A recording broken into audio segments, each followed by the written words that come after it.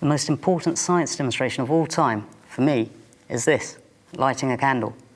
Michael Faraday used this demonstration in the lecture theatre here at the Royal Institution to start a series of Christmas lectures more than 150 years ago. But the demonstration wasn't just lighting a candle. He was using it to invite his audience to really look at it.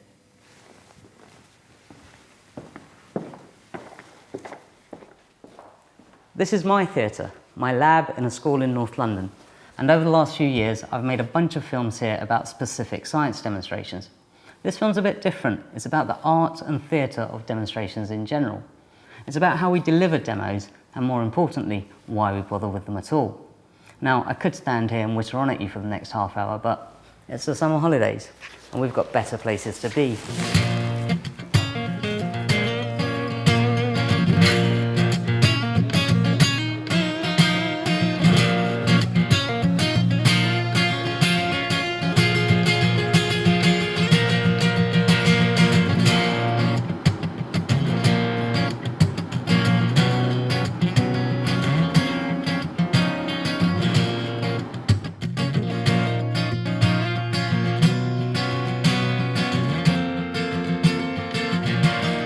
I'd be lying if I said that the day-to-day work of teaching didn't sometimes grind me down, but that's why holidays are so important. It gives me time to reflect and get some perspective on why I love the job and why I do it in the first place. Education's a big and complex topic, but even when you focus in on something very specific, like the use of science demonstrations, you find traditions and expertise that go back for hundreds of years. So inevitably, this film's going to be rather selective, and in fact very personal. It's about what I think is important.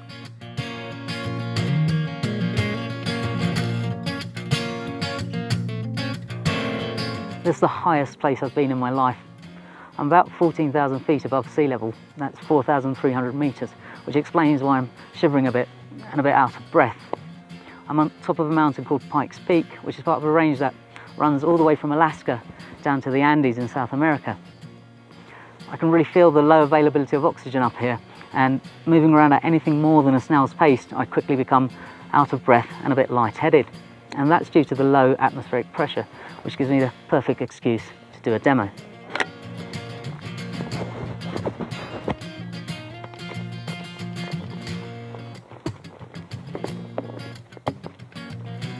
Now, I know that's probably not the most exciting thing you've ever seen, but bear with me and remember this bottle.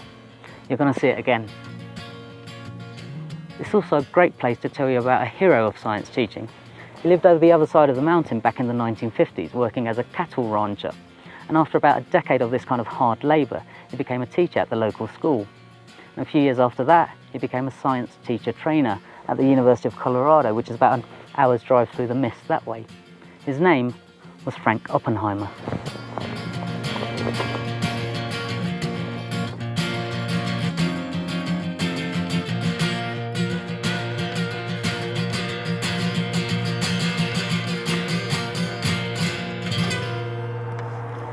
So in the 1970s, Frank Oppenheimer left teacher training and built something truly remarkable. It's about 1,000 miles west of here in San Francisco, and that's where I'm going on this road trip. I'm starting about here, going to head west, down towards Las Vegas, and then hopefully end up in San Francisco in a few days. Along the way, I'll tell you a bit more about Frank, and I've got one or two other stops to make. I'll also be getting back to that bottle that you saw me seal up on Pikes Peak. But before I do that, I'd like you to make a prediction about what you think is going to happen to it as I head down towards San Francisco. Now, as science teachers, you can probably guess what's going to happen, but right now, humour me, because it's really important that you make a prediction. I don't drive.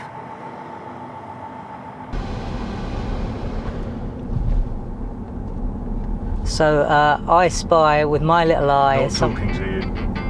Okay.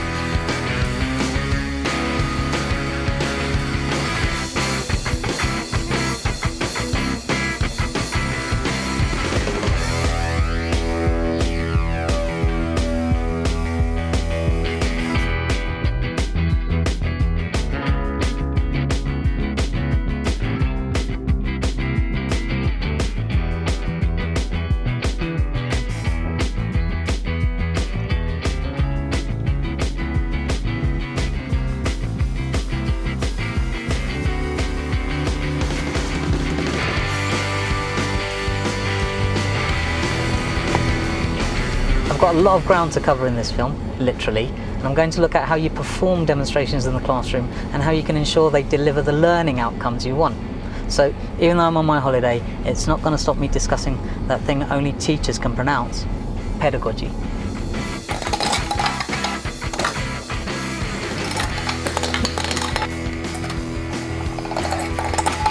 Quite nice. Not the right, frustrating that it seems almost to be going, but not. And that's the right, because it's really bad.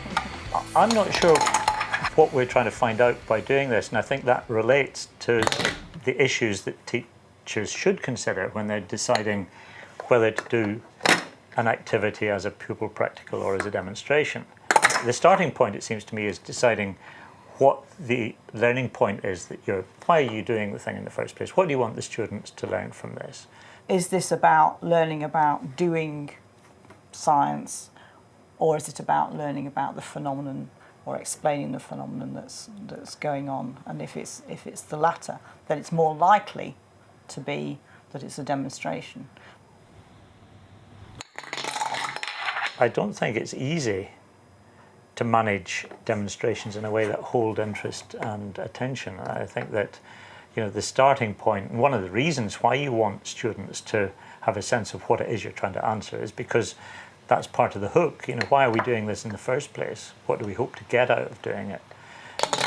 Science is not just about phenomena and about objects, but it's about ideas. It's essentially an attempt to explain things. The real issue is how you connect up the ideas you have with the things you observe. So there has to be an observational component. It's quite crucial for students to see clearly what they're meant to be seeing. Inevitably, as soon as we turned the lights and microphones off, Robin did this. Look at their reactions.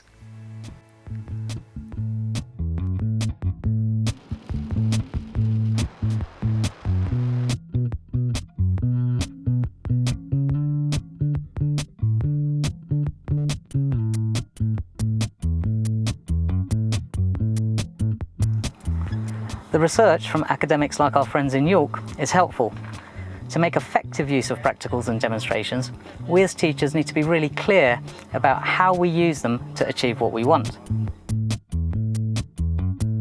One technique I find really helpful with demonstrations is called predict, observe, explain, and it goes like this. You introduce the demonstration to your students and get them to predict what's going to happen using their knowledge. You then perform the demonstration, making sure they observe what you want them to see. And finally, you discuss a scientific explanation of the demo.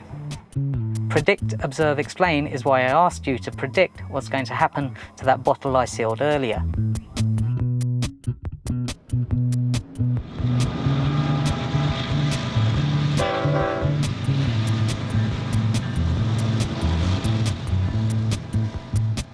Let me tell you a bit more about Frank Oppenheimer, just so you've got his story bubbling away in the back of your minds. Like his brother Robert, he worked on the Manhattan Project, but afterwards both of them were blacklisted as suspected communists, which is why a brilliant physicist ended up as a cattle rancher. When he eventually started teaching, he said he found the job enjoyable but hard. He said he never felt reasonably on top of the job, and it seemed to him that only a fraction of his students were learning anything, which is something I can relate to. Now, it seemed to him that they just weren't interested, they weren't motivated, and they weren't really looking at things, they weren't observing, and that's the problem he set out to solve.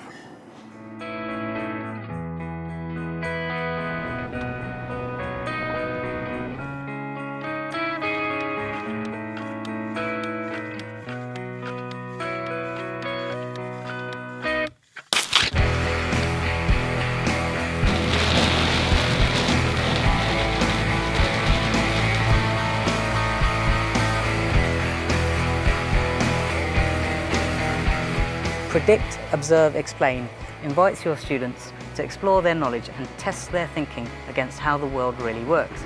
It's about how you use a demo in your teaching, not about how you perform it. Sometimes you want a demo to bring a bit of spectacle and excitement to your lessons. Sometimes you want a bit of showbiz.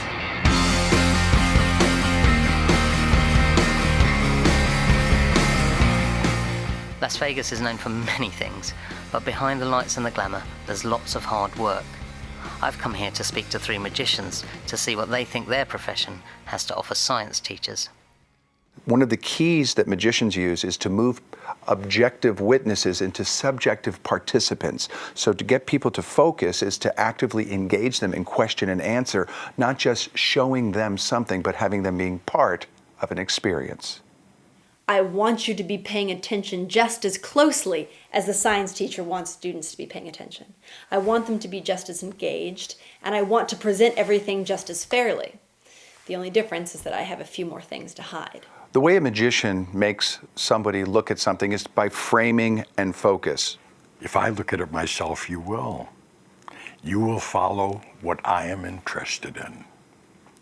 And if I am not interested, if I am not showing you that, then you're just going to be adrift as a student. Eliminating distractions, background noise. If you have an experiment in a classroom and there's all stuff written on a blackboard or too much little art or little projects around, too much personal noise, that's going to distract. In magic, unlike in teaching, I could become someone I'm totally not.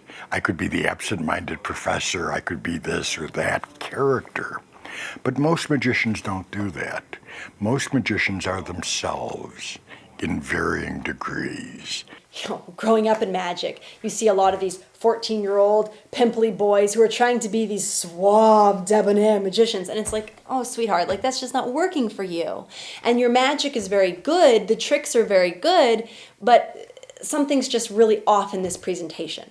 And so it's really about finding what works for you as a character, what works for you as a person. Practice is very, very important. And there's practicing individual experiments, and then there's practicing skills, what I call meta skills, that will enhance any performance. One of the most important is improvisation. If you have good improvisational skills, any mishap or any challenge that comes up can be incorporated as part of the teaching segment or as part of the performance. I go to another teacher's class and watch them do a demonstration, and it's a mess. It's not clear, the students aren't getting it, and I say to myself, I don't want to be that kind of teacher. Well, that means I have to work, doesn't it?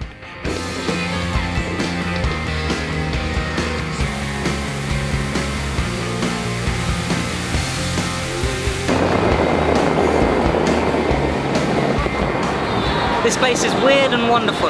They've got some of the best magic shows in the world here.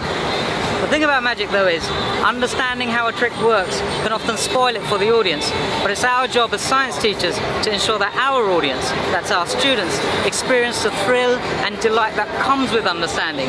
And that's the difference between science and magic.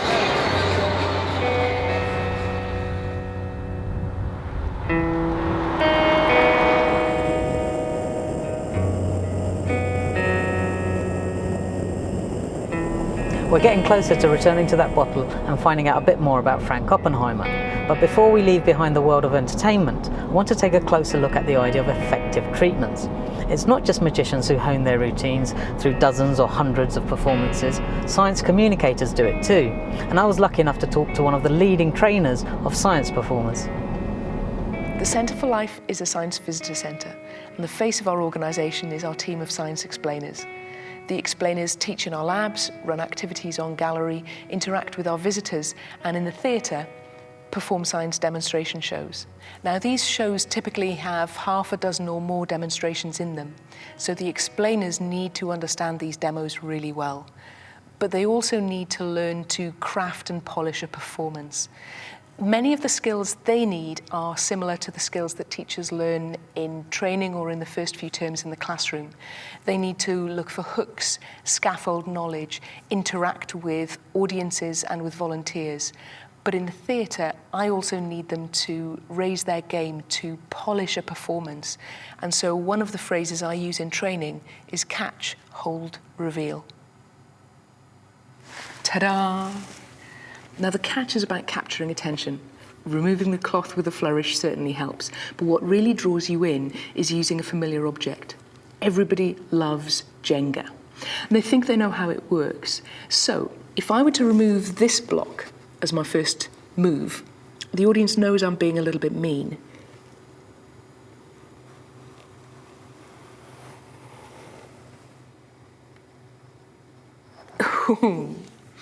They also know that if my opponent were to try to remove this block, that's also pretty mean.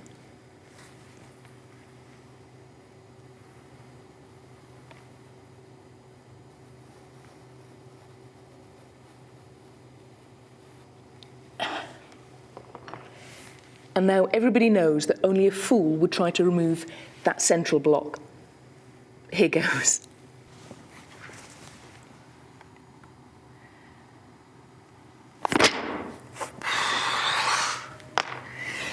So I've held your interest by building tension, telling a really minimal story, and then doing something surprising. And I could talk about momentum and inertia and all that, but I want to talk about magic tricks, because it shouldn't be a surprise that I could remove that central block. You've all seen this before. You've seen magicians with big heavy glass vases and cutlery and crockery and a tablecloth.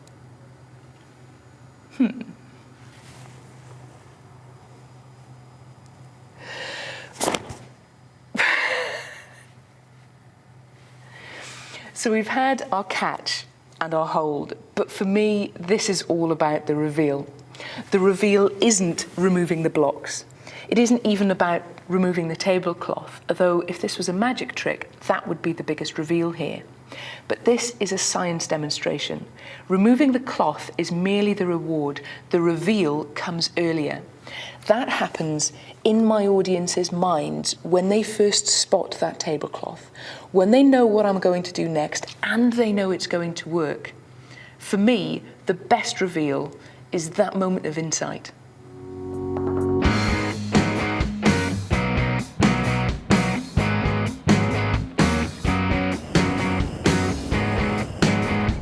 The limit's 55. Come on.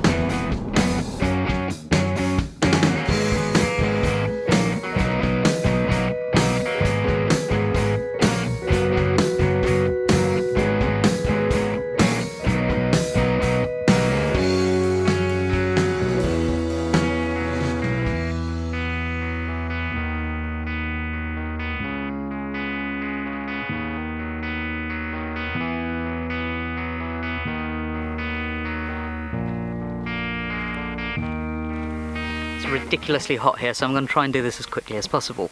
You remember that bottle I sealed up on Pikes Peak? That was at an altitude of 4,300 metres. I'm now at the lowest point I've ever been, 85 metres below sea level in Death Valley. Now, what do you think that bottle looks like now? You've got a prediction. Let's observe the demonstration. Ta-da! That's what a column of air 4 kilometres high has done to my bottle.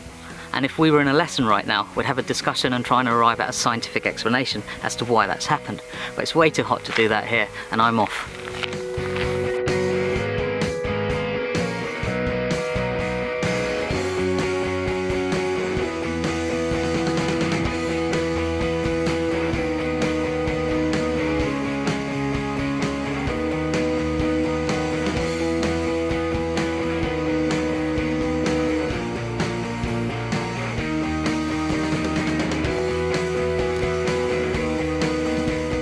I've left the incredible heat of Death Valley for the relative cool of Rhyolite. It's a remarkable place and we're not the first to film here.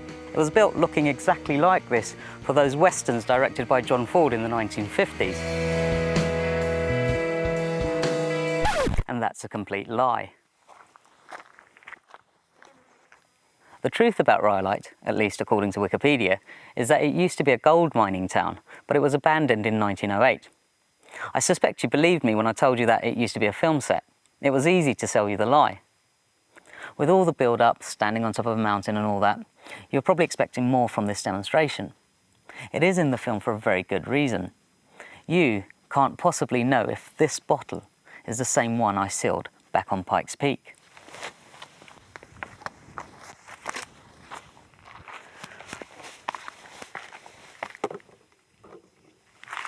Video can be amazing. It's let me take you on a journey halfway across a different continent. But a film of a demonstration is no substitute for doing the demonstration itself. The whole point of these films, particularly the demonstration films which accompany this one, is to encourage you to perform demonstrations live with your classes. You could show your students videos, but then they haven't really seen a demonstration at all.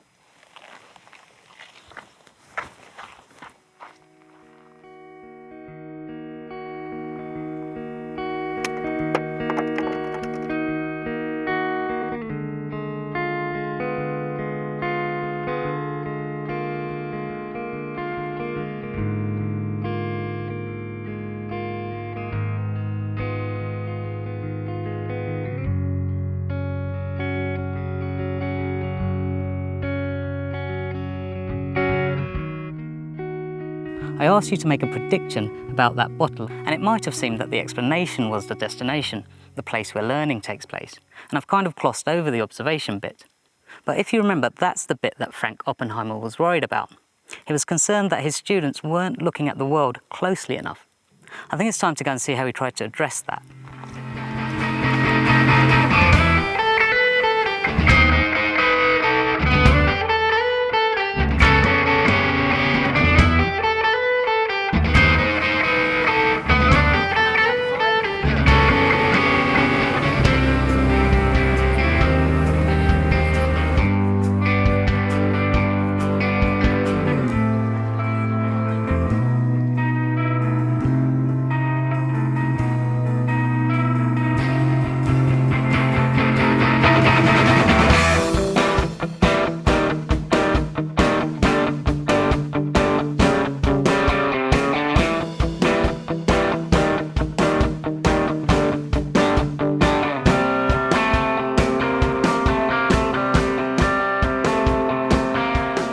Frank Oppenheimer was an amazing person to work with. He was a consummate teacher, he was incredibly curious, and he was a great mentor about investigating the world, about being really a good inquirer.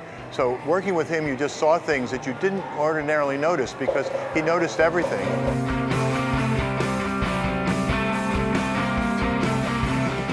Often people think of science as a set of facts, but actually it's a set of ideas, and it's really a way of looking at the world. It's a process. The Exploratorium is a museum of ideas. We don't have any objects. We don't have rocks down in the basement or animals in our closet. The exhibits really represent the ideas of science, and they represent the phenomenon in nature and how those two things come together. For example, the concept of resonance, which is a really important idea, is really shown by a lot of exhibits that we have here, but it's a conceptual idea. It's about an idea in science that cuts across many, many different domains.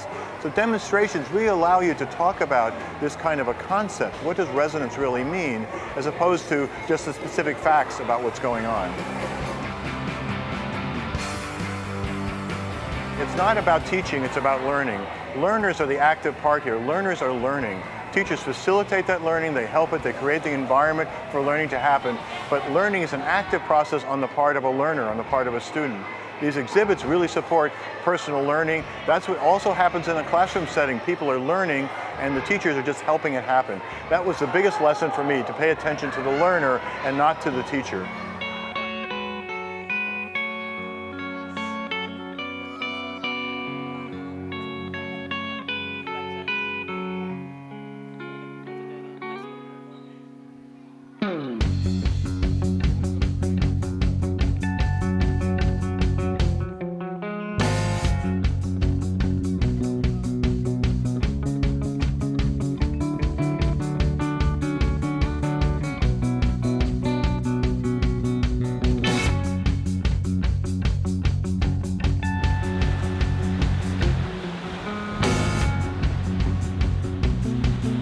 Of course, the staff at the Exploratorium have a slightly different job to me.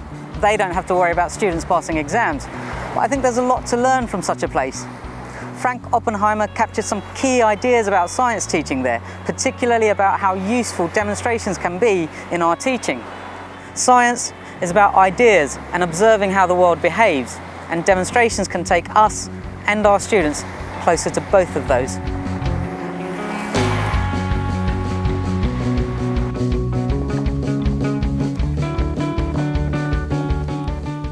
Faraday made a show of lighting his candle because it pulled his audience in, drawing their attention to this spot, inviting them to look, really look at the flame, so then he could show them things like this. candle flames are hollow, and that's curious. Once the audience was curious, Faraday could go on and discuss with them ideas about burning, flame fronts, incomplete combustion, and so on. He didn't light the candle because he wanted his audience to see a candle. They saw one of these every day of their lives. He did it because he wanted them to really notice it and to explore the ideas around it.